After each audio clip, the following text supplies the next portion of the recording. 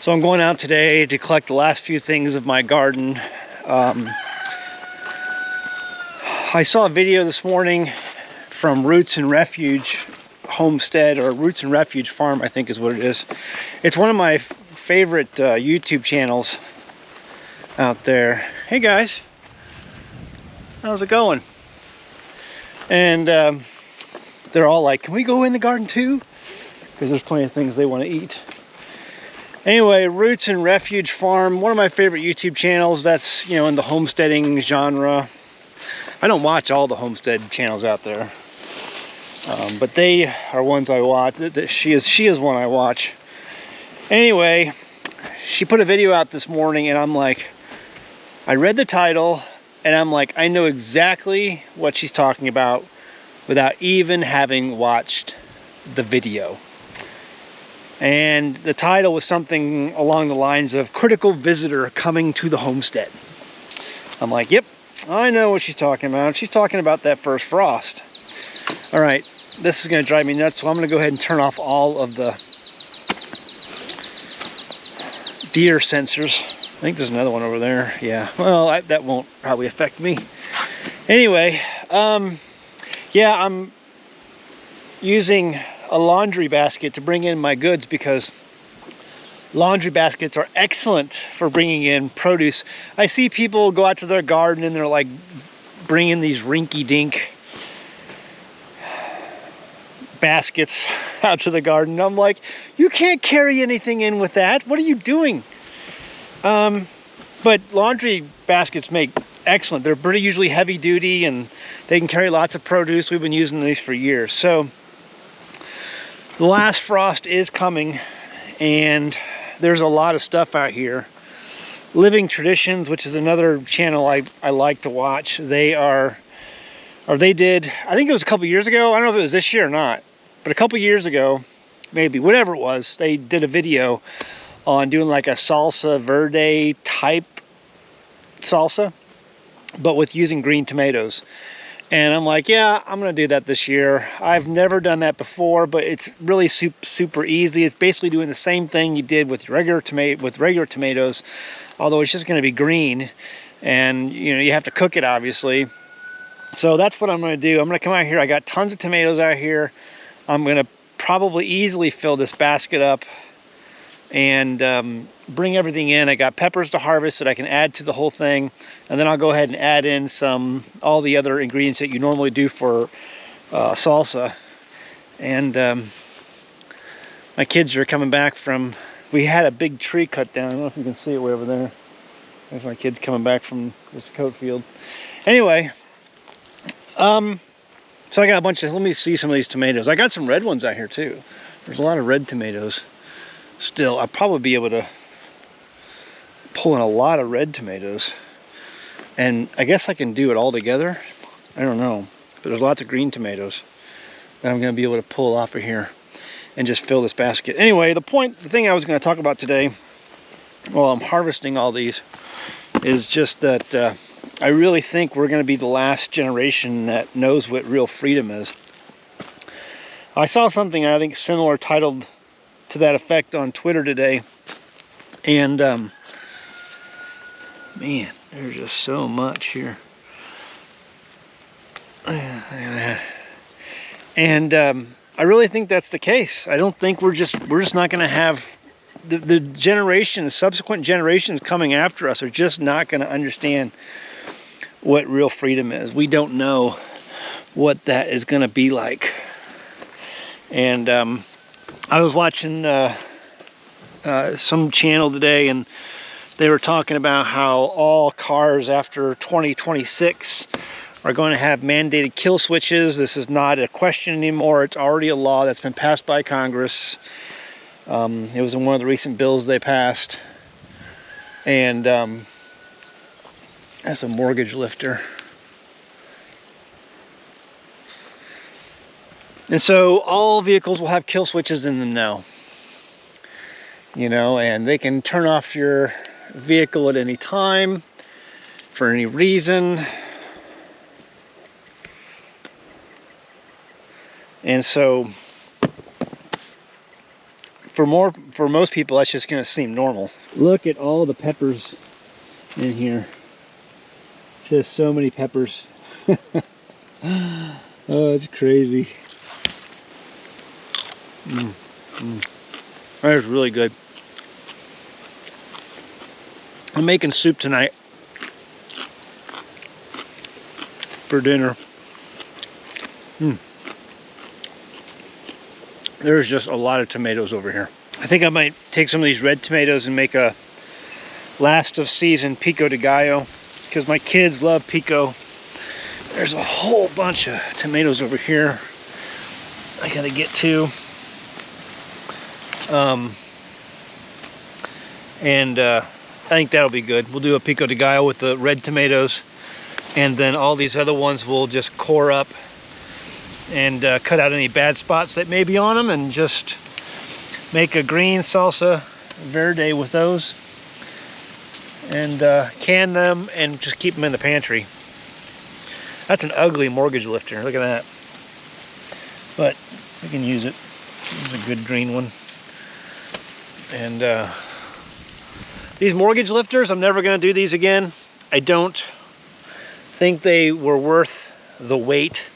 Yeah, they're big tomatoes, but they're ugly, and you really have to cut and work around them to get all of the stuff out that you want, all the usable tomato flesh out of it. So I'm not doing that again.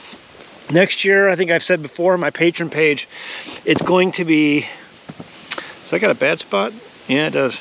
It's going to be Arkansas Travelers, which always do fantastic, and Cherokee Purples next year. That's going to be the ticket. We'll see how that works. There's not a green tomato. But yeah, I think that we're just, the generations that are going to come after us are not going to understand what freedom is unless America does something to change course. And I just don't see a willingness in America to change course. Some of these tomatoes are just not. Look at all those green tomatoes right there, but they're so small that's not worth even working with. I don't waste my time on those. So much stuff still here. Look at all those jalapenos right there. Good night. My point being is that I just don't think our kids are going to understand what freedom is anymore. They're not going to understand the days where we grew up and we got to do things that they're just never going to be able to enjoy. They're never going to have the freedom, you know, to drive around and move around. All this talk about 15-minute cities and all these restrictions and certain passports, and I just, they're never going to experience. I tell my kids things that they're doing now, and they have no concept of what I'm talking about, because they don't know. They just don't know.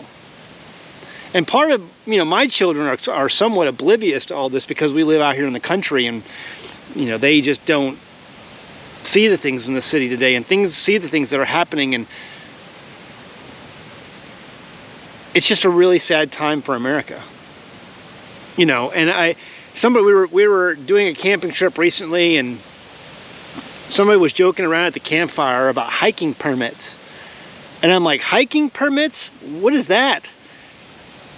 And apparently you can buy these at Walmart, and I don't know. I looked online, I couldn't find anything about these, so I don't know if it's true or not. All I know is that, yeah, people are talking about getting permits to go take a hike.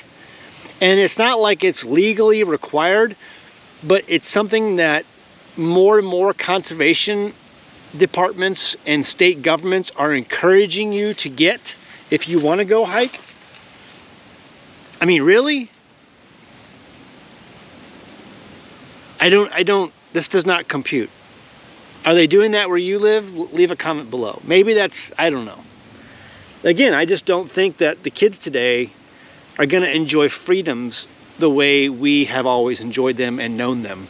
I think I'm going to finish harvesting these guys and get them inside and see how that works. But yeah, there's a good amount of tomatoes and stuff out here, so I've got a lot more to look through and gather up. Some of these are looking pretty good right there.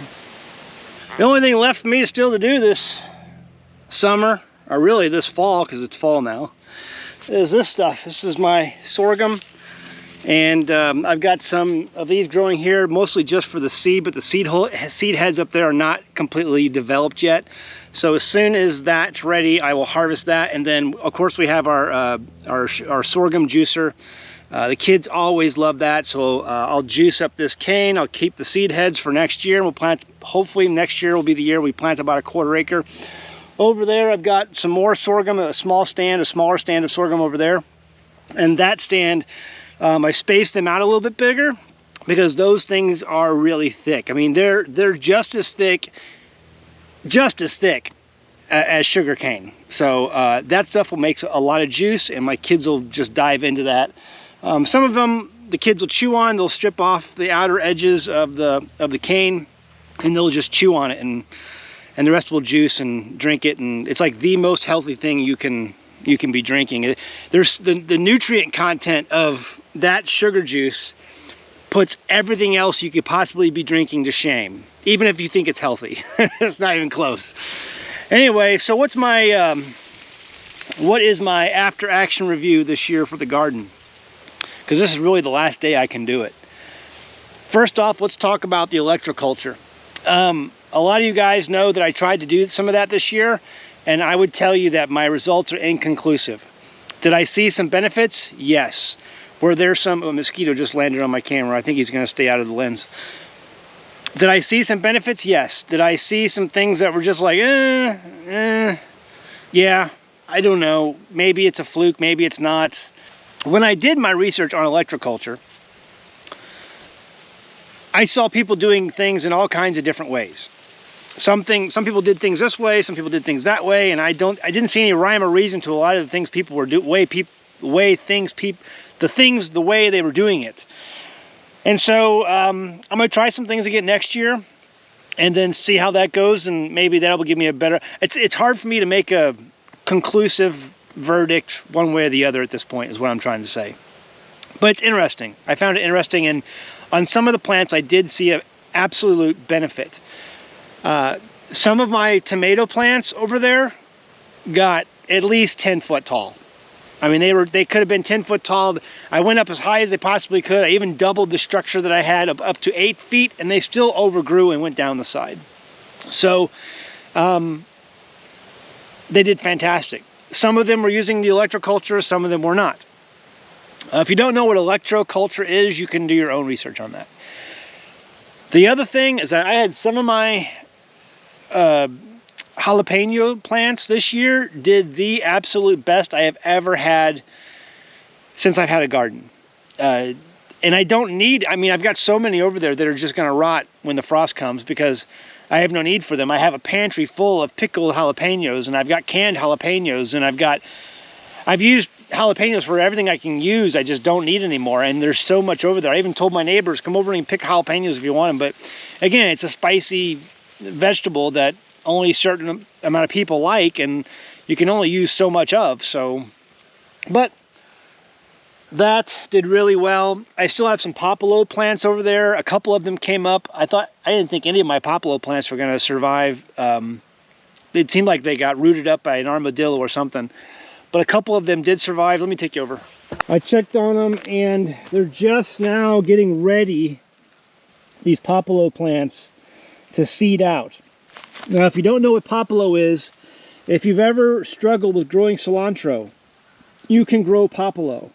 And again, my plant bed here that I grow popolo was damaged this year by a groundhog or armadillo or possum or something. And so they didn't get very tall, but these can normally grow about 5 to 6 feet tall. And it tastes just like cilantro. The leaves have all shriveled up, but normally they're big leaves, like that big, okay? And they've all shriveled up since then, and they're getting ready to seed. But those leaves can be chopped up, and it tastes very much like cilantro. So if you can't grow cilantro in the heat of summer because it bolts, join the club. And some of us in the club are growing popolo instead. I have another one over here. This is another popolo plant. Actually, some of the leaves are still probably, you know, big enough to eat. Yeah, still, it smells like cilantro over here right now, actually. So This seed is going to be kind of like a dandelion fluffy seed when it comes out, and you can, keep that, harvest it, and then grow it next year, and that's exactly what I'm going to do. So I got the seed this year because my seed failed before. I got the seed this year from clearwatervalleyfarms.com, who I have promoted many times on my channel. clearwatervalleyfarms.com. They had the seed. I don't know if they'll have more seed for the next year or not, but that's where I got this seed from. It's kind of hard to come by, but this is a pretty popular plant in parts of Central and South America. So it's not very common here, but if you like cilantro, this is the plant you want to grow. I love it when I find ripened figs on the fig tree before my kids. Don't tell them, because once they know, they'll be out here and I'll be fighting for them. There's a bunch of them that aren't ripe yet, but these right here, they are perfect. Oh my goodness. Delicious. Well, I gathered up all of the tomatoes, the green tomatoes, and I made 18 jars, 18 pints of salsa verde. I think it turned out absolutely fantastic. And I know there's going to be people out there who be like, Zach, you can't make salsa verde with green tomatoes. You have to make that with tomatillos. I get it. But sometimes we don't have tomatillos. And yes, there are plenty of recipes out there that show you how just to make. It's basically the same thing. You're just substituting the green tomatoes. But Zach, you can't use green tomatoes. Those things are poisonous. They might kill you. They're not going to kill you. There's reportedly some, government bureaucrat probably out there telling you you can't eat green tomatoes because there's some sort of toxin in them. And I've had people leave comments on my channel too, God bless you, that, because you have screws loose, and sometimes, people out there can help you. I'm trying to help you with your loose screws. Yes, you can eat tomatoes. You can't eat tomatoes, Zach. They're a nightshade. The throbbing's back. Anyway, yes, you can eat green tomatoes. There's some people like fried green tomatoes, cooked. You can make a perfectly amazing salsa verde. One of my tops did not seal out of the 18 jars I made, which brings up another topic. I've had a lot of ball canning lids this year that have failed. Okay, it's not my fault. I've never had a ball canning lid fail before. And not only that, it's just the quality is bad. I've seen, the rubber seal they put on the bottom of these things. I've had splatters of rubber seal on the top of the lids when they come out of the package. It's just the quality has gone down on everything. I mean, they're making cars out of plastic these days. Ball canning lids can't get the rubber on the right side of the lid. It's just everything's going downhill. Everything's going to hell in a handbasket. Anyway, all that to say, yes, you can eat green tomatoes.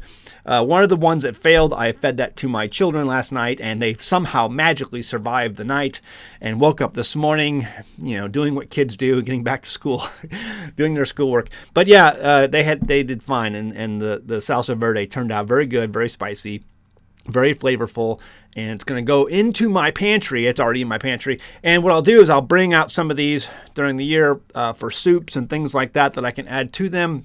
You do a pot roast in a big crock pot, and you toss that in there, and it just adds amazing flavor. It's got everything you'd possibly want in it. It's got onions, garlic, green peppers, and spicy, and cumin, and salt and pepper, and just all kinds of oregano. It's a perfect thing to flavor a dish. And so I don't just use this for chips, because goodness gracious, if you are buying chips at the store these days, you must be absolutely loaded, because I'm like, who's going to pay $5 for a bag of chips that's only filled halfway and basically filled the rest of the way with nitrogen, to make it look full? All that to say, the garden this year was pretty good. I'm pretty happy with everything the way it turned out. I'm going to continue to experiment with the electroculture, and next year will be even better. Here's the deal. A lot of you guys wanted my after-action review for the garden, so this is what that's for. A lot of you are asking, especially my patrons, are asking for, hey, can you give us a rundown on your pantry? What do you got? I would love to do that. I'm going to do that coming up soon. So I'll probably release it to the patrons first, and then I'll put it on the main channel. So if you're interested in that, stay tuned. I will give you a rundown on my pantry. Also, a lot of you guys are asking for a rundown on what we're doing for homeschool curriculum again this year. I will put that up on a video coming up shortly. Also, I am going to be at Tulsa, south of Tulsa, I guess the municipality called Jenks. and it's a location called Smitty's Garage, November 1st. Smitty's Garage, November 1st. That's a Wednesday at 7 p.m. It's a meet and greet for the channel. I'm going to be in town that day doing a butchering on a few steers for a farm and ranch that's south of there. And so if you're interested to come out and visit with us, I have a number of you guys who've already said, hey, we're going to try to be there and it's going to be fun. It is going to be fun. It's going to be a great time. So Jinx, Oklahoma, south of Tulsa, Smitty's Garage, November 1st, Wednesday, 7 p.m. I'll see you there. Hope to meet you. All right, guys. Check out our merchandise over at teespring.com. You can find our best-selling shirts, Stupid Should Hurt. If we had more hurt in this world, we'd have an awful lot more freedom. And check out our sponsor, Genesis Gold Group. If you have money banked away and you want a more historically reliable way to safeguard your money, give them a call. Link is in the description below. It's pinned below. They will help you escape. AmericanGoldEscape.com.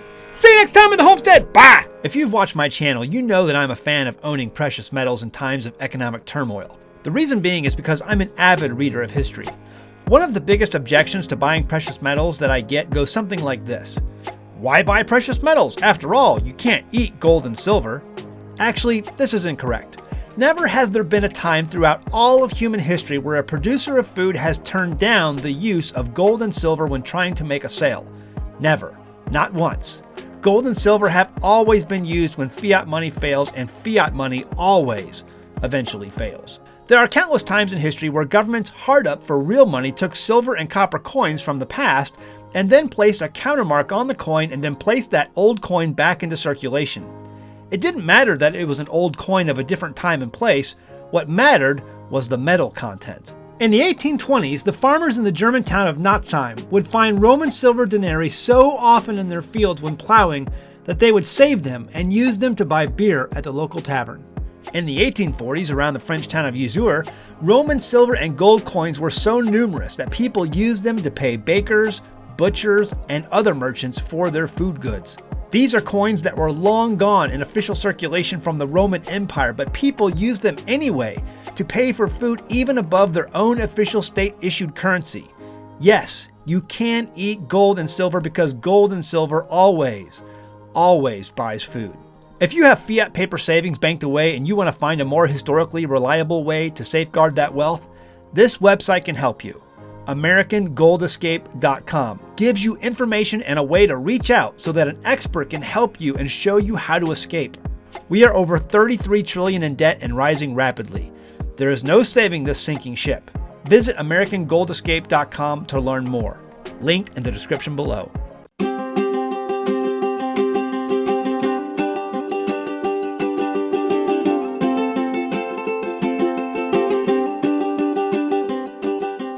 Hey guys, did you know you can become a patron of an American Homestead? They get access to private videos, and we send them gifts from the homestead that we make here on the homestead. And we also enter our patrons into special giveaways that are only available to them. And before you go, please check out these other great videos. Go ahead, click. I'll wait.